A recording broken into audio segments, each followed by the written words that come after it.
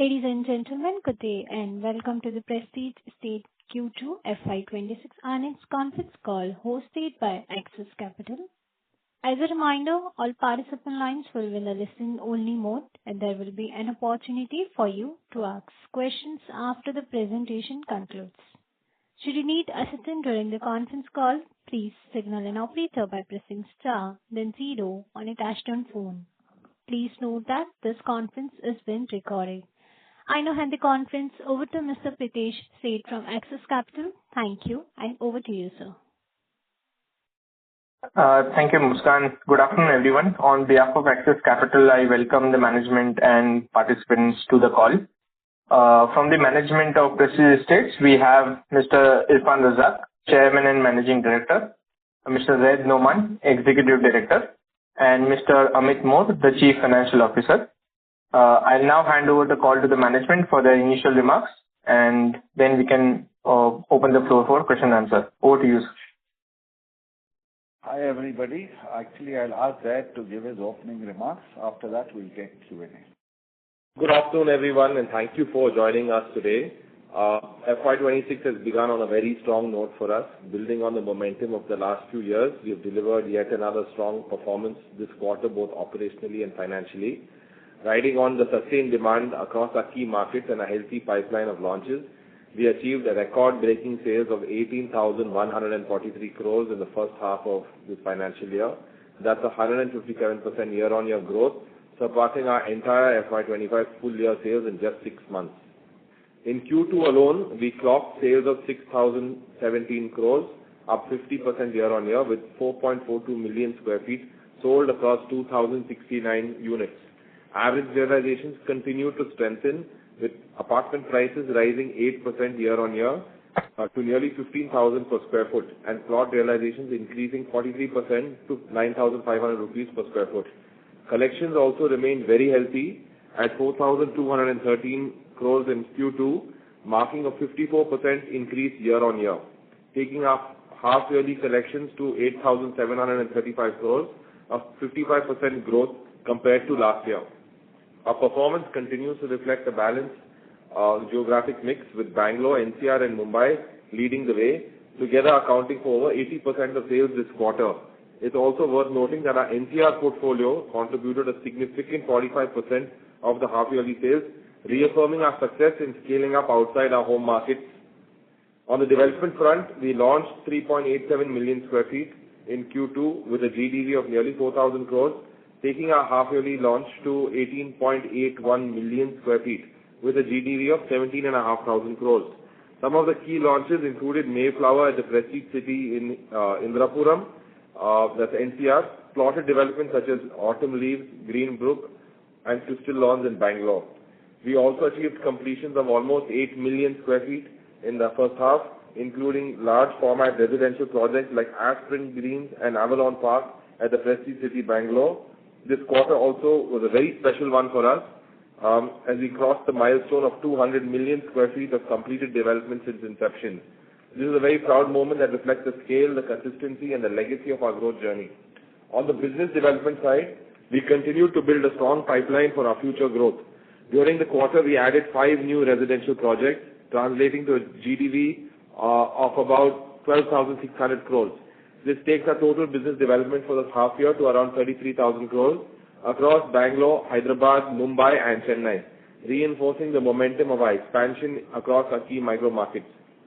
We also entered into a leasehold agreement with BIAL, that's the Bangalore International Airport, for 14.2 acres of prime land for development of world-class convention center with a luxury hotel, along with retail and office space near the airport. Turning to our financial performance, in Q2, our revenue stood at 2,698 crores, up 11% year-on-year. EBITDA grew 57% to 1,170 crores, with margins expanding to 43.6%. PAT nearly doubled, growing 95% year-on-year to 458 crores, with margins at around 17%. For the first half of the year, revenue was 5,166 crores, up 16%, and EBITDA rose 31% to 2,231 crores. PAT for the first half came in at 769 crores, up 42% year-on-year. Across our annuity portfolio, performance was steady.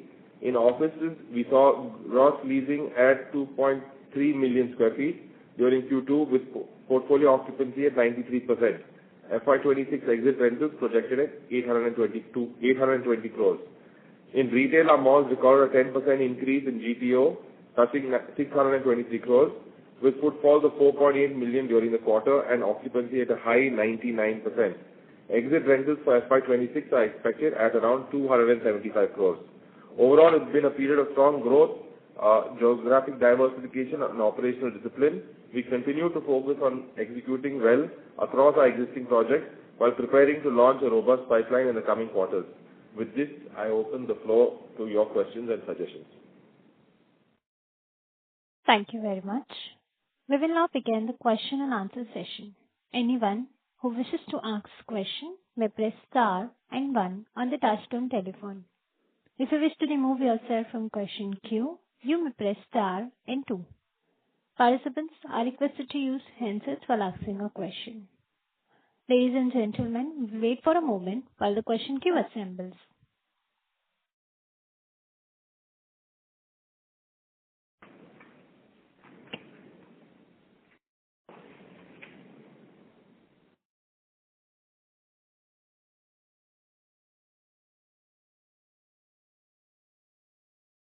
The first question is from the line of Akash Gupta from Nomura. Please go ahead.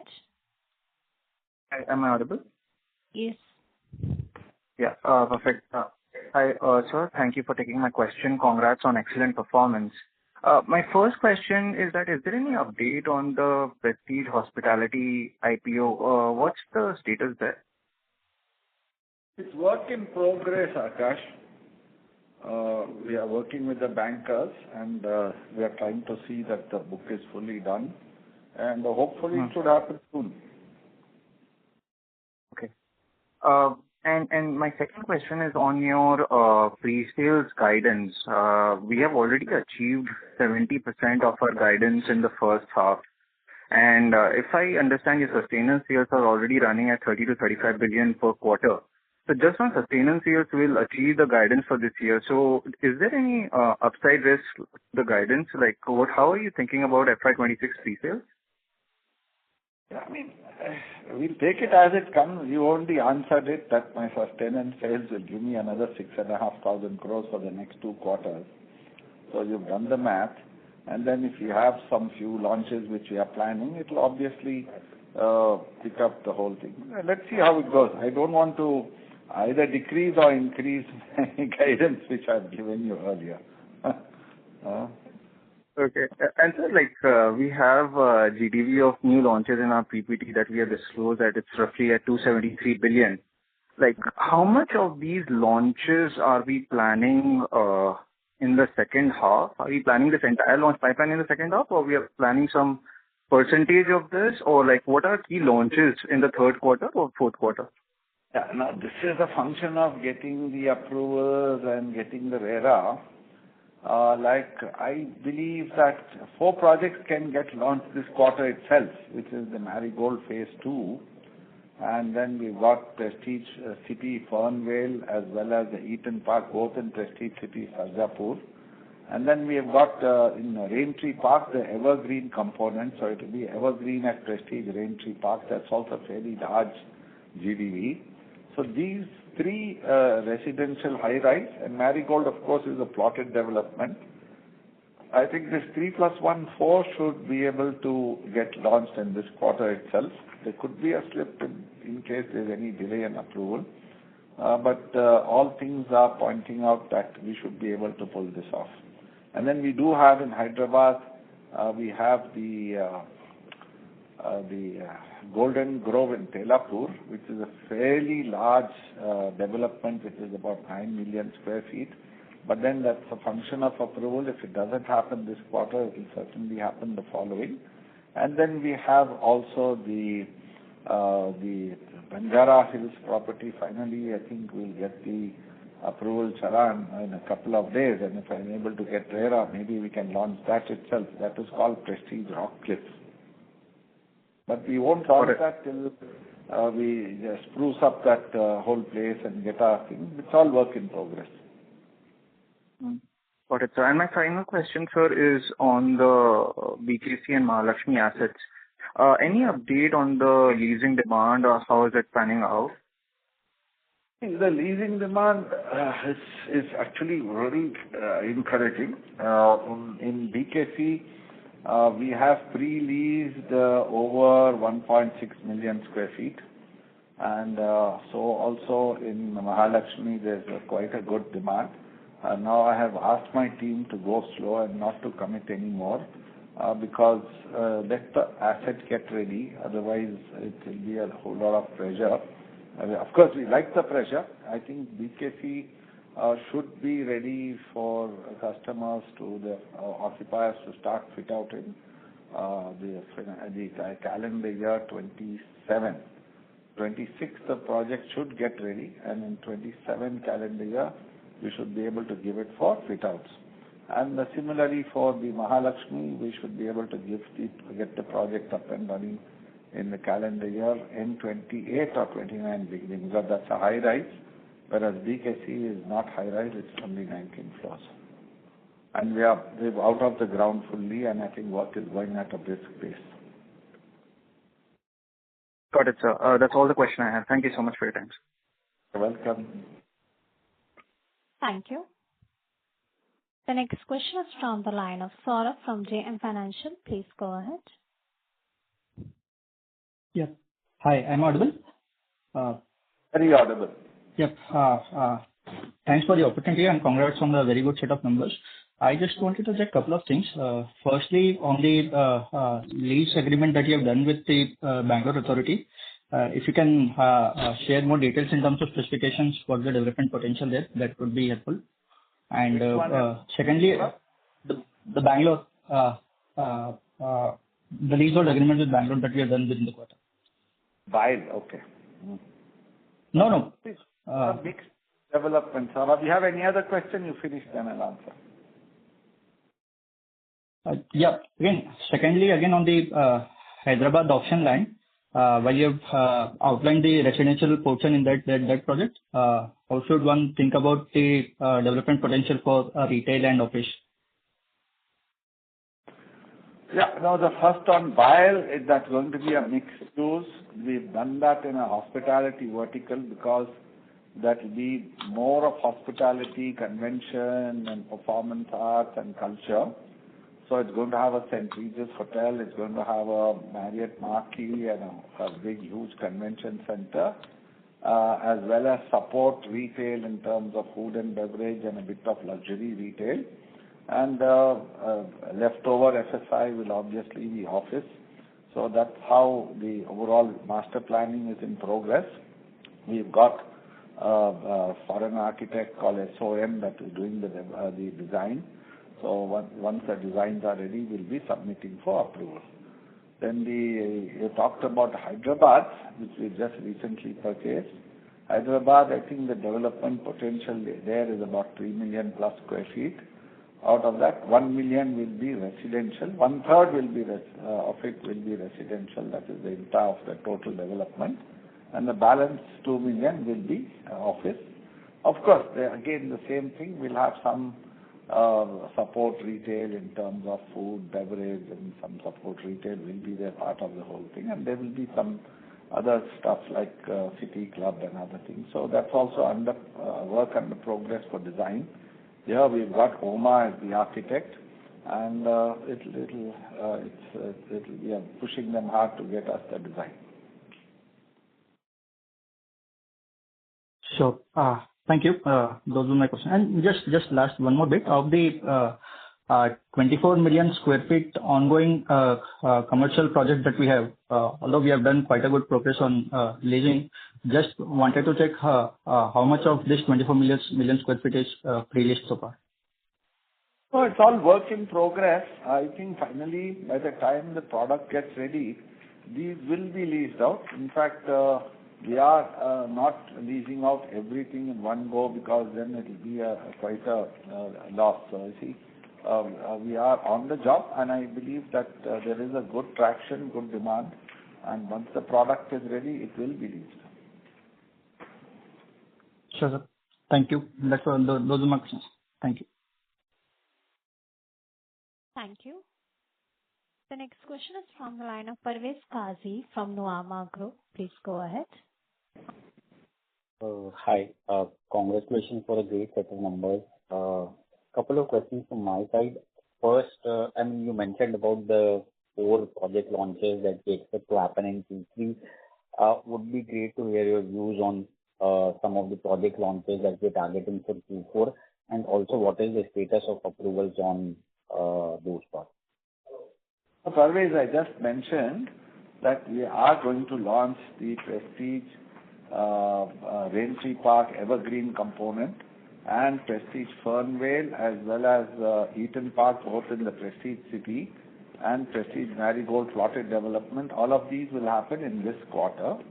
And the following quarter will be the Golden Grove, and we'll also have the Rock Cliff in Hyderabad. So this is a work in progress. This is how it will pan up. If 1 or 2 other approvals do come, we'll also put that in. Sure. Secondly, our business development has been very strong in H1. I think we have already added projects with a GDV of about 33,000 odd crore. So what kind of and what's the philosophy in terms of quantum of BD that we want to target? Is there a fixed number that we want to achieve for FY26, 27? Just want to get your views on that. See, we want to definitely build up a robust pipeline. At the same time, we are not going to town picking up something which doesn't make business sense. It has to be viable. It has to appeal to the market, as well as it should also protect the bottom line of the company. You've seen our bottom line now of late. So we are very conscious that, while we are doing what we are doing, it should also benefit the company. We are not only looking at cash flows or top line, we are looking at the bottom line too. And I think to that extent, whatever BD that is done, we shall protect not only our landowners or joint developers' interest, but we will also protect the company's interest. And yes, whenever a good opportunity does come, we will always explore it. And lastly, your views on Jijamata project and what's the status there, and when can we see maybe some first launch there? That's nice. Actually, Jijamata is work in progress. See, now, all these days we were saying work in progress to clean up the land. Now, fortunately, the land is totally clean. Now, my first focus is to build EWS. We have to build almost 4,041 homes, and those will be the first focus. But however, while that is going on, we have engaged SOM as the architects for this. They have come up with several iterations. We've gone through many iterations on the overall business plan, and we have. I think within maximum a month or so, we would have closed out the entire planning. And after that, it's just which process that happens, getting in the plans approved and everything else. I think even there we should be able to go to market in about 3 to 4 quarters. Sure, sir. Thanks and all the best. Thank you. Thank you. The next question is from the line of Puneet Gulati from HSBC. Please go ahead. Yeah, thank you so much, and congratulations on great performance.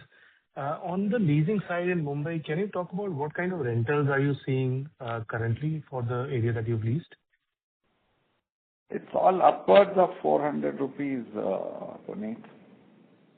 Okay.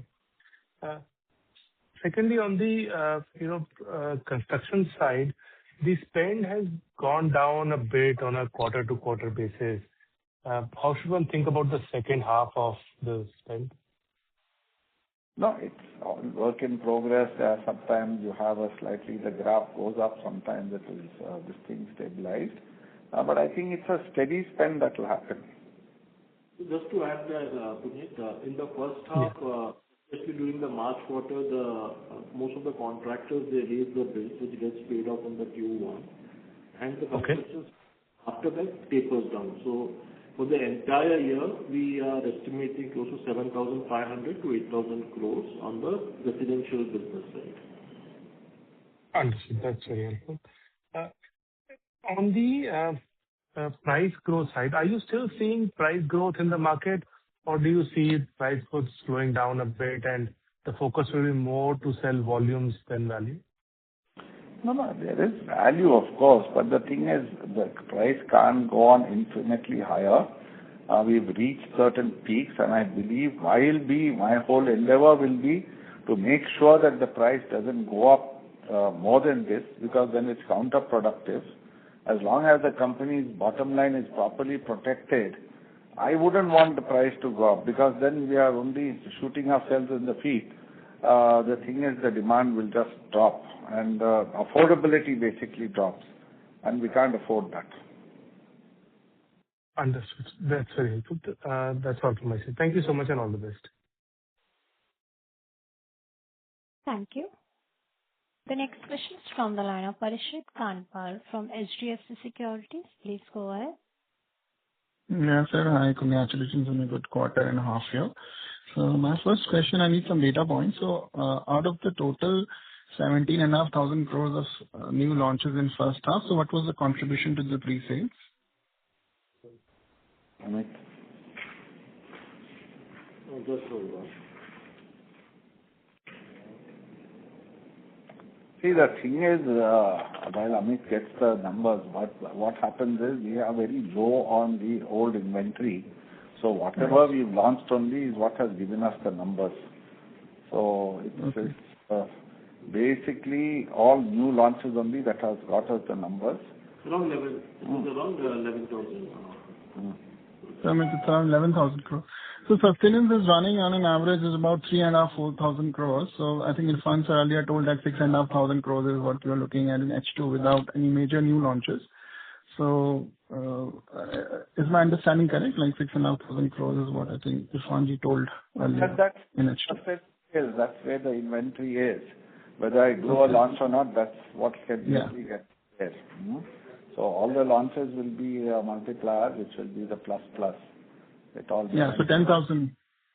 So I think, sir, the launches which you highlighted is, I think GDV I calculated is around 10,000. So if we sell whatever percentage of that, that adds to that guidance of 25,000 crores, which takes you to number of 30,000 crore plus on pre-sales. Is it the right assumption? I'm not giving any guidance on that. Okay.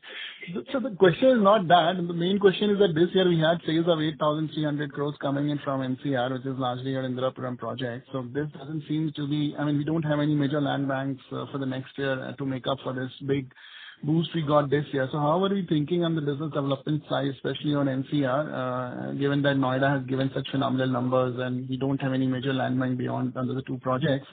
So do you think that over the course of next 12 months, we can add up new projects, new land bank there, and maybe supplement this sales which we had seen in this year? No. See, it's BD is work in progress. There are too many offers coming from all over the place. So I can't tell you on the call what are the things that are happening. But if we do close up, we have some very, very hot prospects. And if those are closed out, and because basically we are looking at not at deals, but we are also looking at what makes financial sense. I can't tie up property at optimistic levels and then market changes. We are caught in the wrong side. So I think, but there is a huge demand, huge opportunities that are there. And I believe NCR also, Noida, Gurgaon, all these are presenting us with many opportunities, and I'm very, very sure within the next 2 quarters there'll be a lot more things that will be tied up and that will come in for the next financial year. Sure. This last question, the same thing for MMR. So MMR has given, I think the bold decision which you took during COVID and did a major expansion in Mumbai, which helped us a lot. Now on the resi side, we have significantly run down our inventory except Jijamata. So all the projects have done relatively better than the market. So now on the business development side, how does one look at MMR beyond the Jijamata Nagar project? What are the other projects or any other, what are the directionally how the business development one should look at here to supplement the sales we have seen in last 2-3 years for Mumbai region?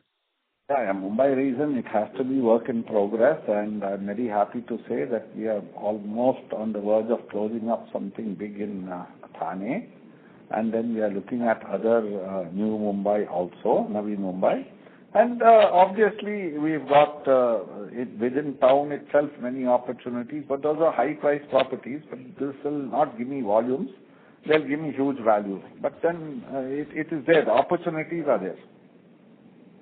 And lastly, on the data centers with the announcements which we have done with the Maharashtra government, so what exactly are we trying to do? Are we going to build data centers, invest in data centers? So what exactly will be the business model here? Our thing is, our land is now available. We've got the expertise to build the data center, and we would like to partner with someone who will be able to run the data center also. It's a great business. We are looking at it very seriously, and I believe it's a big opportunity that we are sitting on. So this will be on a capex model? It will be capex only. Ultimately, let's see now today, whatever we are doing, whether on retail malls, on office, or data centers, it will be more on capex and then taking it to a REIT in terms of exit. Sure, sir. And thank you for answering my questions. I'll join the queue for more. Thank you. Thank you. The next question is from the line of Biplab Debarma from Antique Stock Broking. Please go ahead. Thank you. Good afternoon, everyone, and congratulations on the excellent performance. My first question is on the pre-sales. I won't be asking guidance. But, sir, just wondering, would you consider holding back some launches once you cross, say, 25,000 or 26,000 in pre-sales, 25,000, 26,000 crore in pre-sales, and roll these new launches over to the next year? No, I think that will not be really necessary. See, we believe in churning cash flows, and when the market is good, we would also like to see that the product comes in, and that will also give us, the opportunity to do more in the next year and the next year. So it's counterproductive for me if I've got the approval, if I've got all of it, not to launch. If I believe market is not good, then we have to wait and watch. But today the market is good, everything is going well. So why not? Why hold back? I don't think we've never held back, and here also we won't hold back. Okay, that's great to know. And sir, just that you have a capex to be incurred of around 14,000 crore in commercial and retail. And I'm just wondering how to see it, because in the event of a slowdown in the residential cycle, which doesn't look likely, but suppose it happens, how would this impact your capex expense? I mean, how do you intend to fund this 14,000 crore over the next 3-4 years? And what kind of pressure it would have on your balance sheet? So just if you could give us some color. Wherever capex projects we are handling, we've done financial closures across the board. So I don't see any sort of, pressure on us. And our overall thought process is to get these projects ready, lease them out, and finally do a REIT for both retail as for office. So I think it will be turned, like even our hospitality IPO is on the anvil, so that even the hospitality will go off into a separate company, will have its own separate balance sheet. So there's a proper plan for all this. And then finally what will be left over will be the residential component, and that will be churning all the time. And if there is a slowdown in the residential, obviously we'll have to also play it that way. So, sir, in the near term, then where do you see till this REIT happens or till this big projects come for leasing operation? Where do you see, say, next 2-3 years this net debt, because it continues to go up? I know debt equity ratio is a comfortable level, still net debt going up. So where do you see net debt can go up in the next, say, 2 years or so? Amit, you want to answer that? Yeah, Biplab, currently our net debt is at 0.45, and I think so it will remain within 0.5 levels, because in the next couple of quarters, I think so we'll get our hospitality IPO done. And once that is done, as per the DRHP what we have filed, the debt will be retired. So I would say in the next 2-3 years, the debt levels will be within 0.5 levels. In absolute terms? In maximum terms, once we have not guided anything, but it should be around, net debt should be less than 12,000. Okay. Now it's Okay. 7,500. Now it is 7,000 something, 7,300. It should not cost more. But I'm quite positive on this. There's no sort of scare there. Okay, sir. And all the best. I'm sure you will cross 30,000 crore in pre-sales in this. I don't know. Pay for it. Thank you, sir. Thank you. The next question is from the line of Ms. Pritesh Sheth from Axis Capital. Please go ahead. Thanks for the opportunity. Just a couple of questions on the residential side. So we already have acquired 33,000 crore of GDV this year, and it's all sitting in the land bank right now. How much time it will take for us to bring that into the upcoming or forthcoming pipeline? And apart from this 250 acre, there is another 750 acre of land sitting in our balance sheet since quite some time. By what time, by when can we start launching these projects? Just trying to get clarity on, our pipeline beyond 57,000 crore, which we have already disclosed as the upcoming pipeline. Yeah. Yeah. So I think I'll break up your question into 3 parts. One aspect is you spoke about the GDV of upcoming launches. Then you spoke about the the land bank. When is that going to turn into project? And the other one is the recent GDV of new acquisitions. So I think it's on a case-by-case basis because it's multiple projects. But our whole intent is to convert them into projects as soon as possible. Each of them are in various stages, and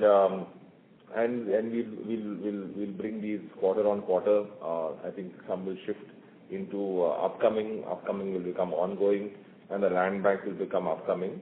So I think within a period of 12 to 18 months, you'll see a lot of changes in the land bank, especially.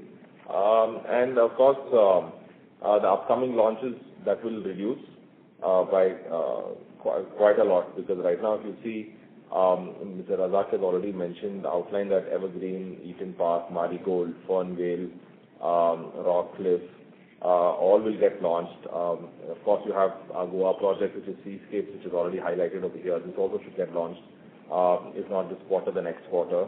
Garden Trails in Mumbai has already been launched very recently, which is this current quarter. So these upcoming launches will shrink, and you will have new projects coming in from the land banks and the new acquisitions. So it's a continuous process. Tezapur also, which is highlighted in the GDV of new acquisitions, this also Mr. Razak spoke about. This is a project called Prestige Golden Grove, and this will also be launched in this or the next quarter. So it's all work in progress. Got it. Just to simply put it, I mean, whatever we have acquired at least this year, monetizable within a year or so, or some might take a little longer as well? The target is to do it within 12 months. Within 12 months. Okay. That's helpful. And second on the sorry. As far as we are concerned as a company, we like to turn land which is raw material into projects as quickly as possible. We don't like to sit on it. If I'm sitting on land, there'll be some trouble in that land, or there'll be some litigation on that land which I need to sort out.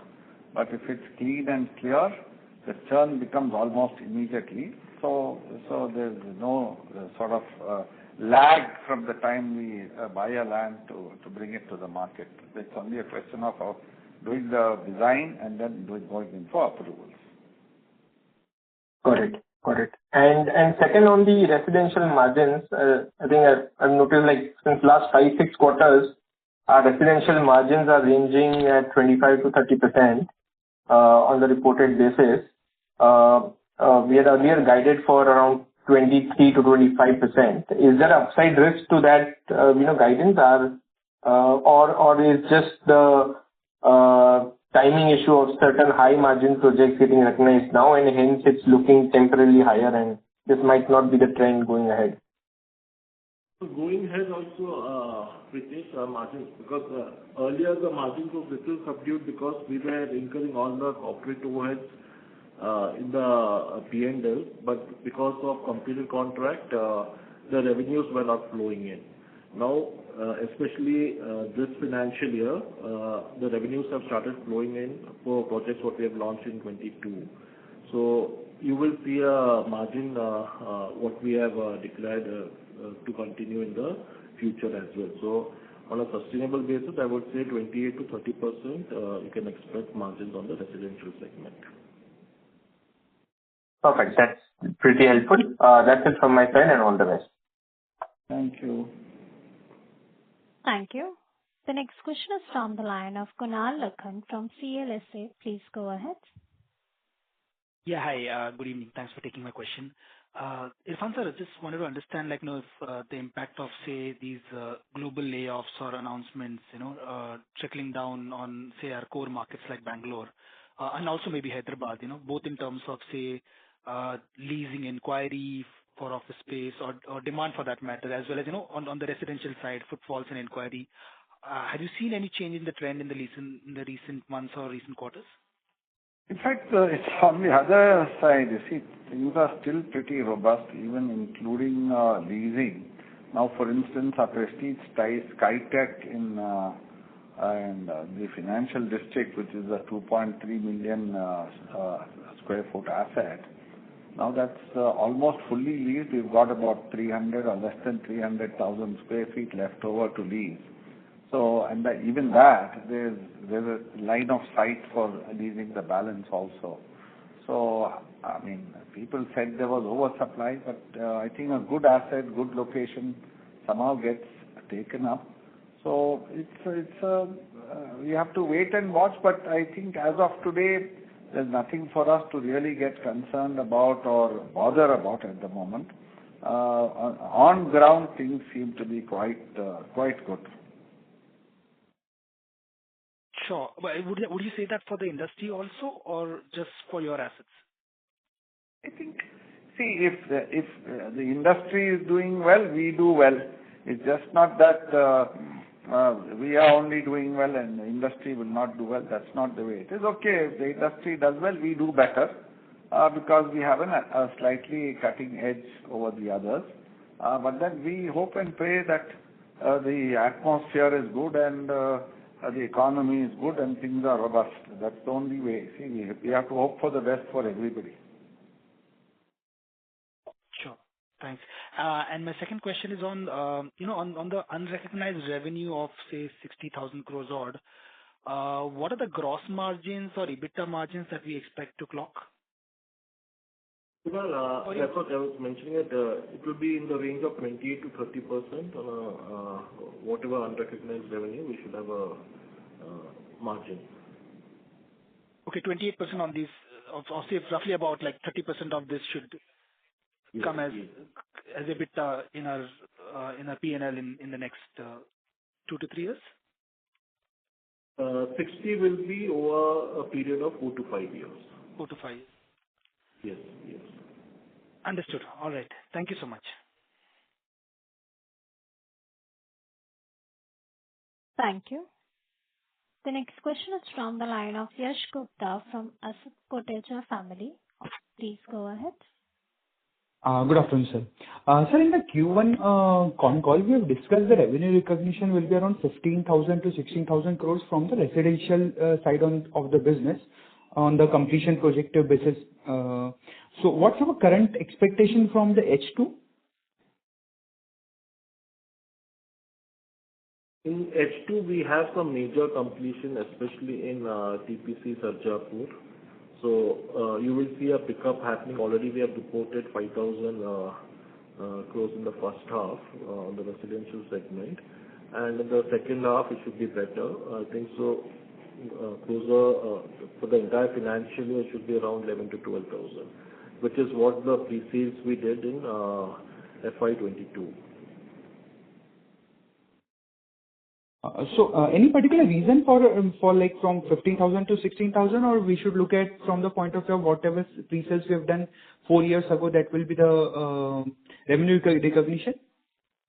It will be broadly what revenue we did 4 years back, should be the revenue recognition currently. Plus, only difference will be plotted developments. Wherever we have plotted developments, you can say that the revenue recognition for that will happen within a period of Then the thing is, we have about 60,000 crores worth of unrecognized revenue in the books. Unless we revert back to the percentage completion method, this 60,000 crores will get recognized only when the product gets ready. Yes, sir. So my next question on the same line, like some of the listed company in India are doing like they are going back to this partial revenue recognition method. So any thoughts on that? No. See, it all depends on the auditors because it's a question of they say in Maharashtra RERA the RERA doesn't allow a customer to cancel. So they say if you were doing work only in Maharashtra, we would have reverted back to the percentage completion method and you are now doing some work in Maharashtra, some work in all other states. So they recommended that we sensitize our states also to amend it based on the Maharashtra, because the Maharashtra RERA is based on the Central Act. They say in our Karnataka Act there is a flaw that allows the customer to walk out if he wishes to. Whereas in the Maharashtra RERA, the customer is not allowed to walk out. Once he gets into the contract, he has to go through with it fully. So it's a question of how you view it. But in fact, the auditors have even said, in case you believe that you've got a lot of numbers coming in from Maharashtra, we'll do 2 types of accounting, but that's too confusing. So we'll wait and watch. Let's see how it goes. Yes, sir. And sir, how's the demand going? How's the luxury demand going? And a lot of the project what we have added in Q1 and Q2 looks like from the mid segment. So what's your view on the demand side from the mid segment or the luxury? Demand so far for all segments is good.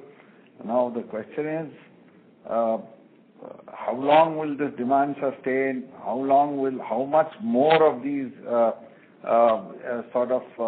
high-priced product will have the demand?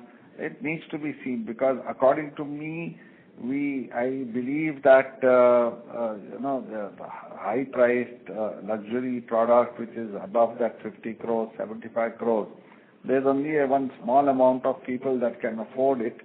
So let us see. I mean, I wouldn't like to go too much on that huge luxury side, but then wherever there is a demand, we'll take it as it comes. So far we've been very successful, and so far we are very happy that we've been able to do it. Okay. So last question on this slide number 26, GDV of the new acquisition is only including residential project. And any further detail on this Business Bay Mumbai? Actually, we all forgot about Business Bay. If Business Bay does come in, that will be a fully for sale commercial, but that will happen in the last quarter, I presume. Which project? Can you just throw some light on it? That's in Bandra. That's called the LIG, and that is offices for sale, and that will probably one of the office buildings which the company would like to sell and not keep it for REIT, and that also will give us a fairly decent revenue, but that's kept for the last quarter of the year. And it's a partner with Samtar, or it's our outright ours?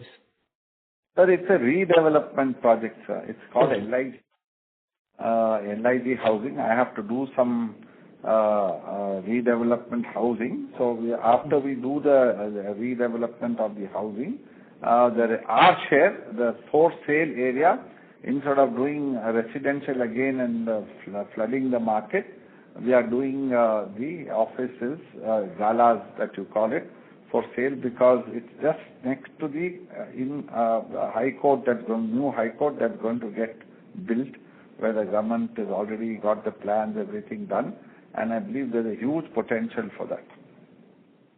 Okay, sure. Thank you very much, sir.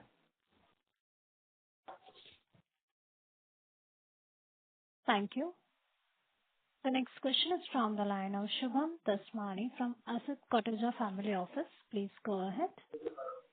Am I audible? Yes, sir. Am I audible?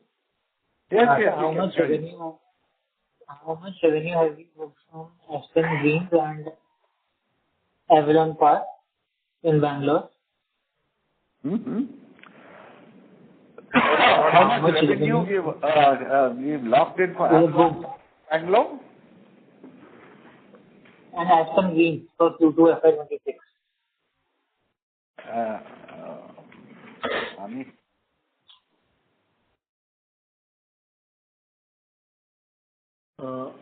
We have, for the entire half year, we have recognized the revenue close to 1,000 crores for Avalon Park as well as Aspen Green. Okay. As that was the last question for the day, I would now hand the conference over to the management for the closing comments. Over to you, sir. Anyway, thank you everybody for most insightful and most participative interaction. We've got a lot of good questions. I hope we've answered them all.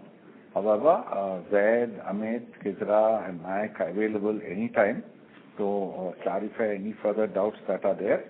The company is and the team is all committed to outperform themselves, and they'll keep doing things which will obviously protect the cash flows as well as the bottom line of the company as we go along. Thank you. On behalf of Axis Capital, that concludes this conference. Thank you for joining us, and you may now disconnect your lines. Thank you. Thank you.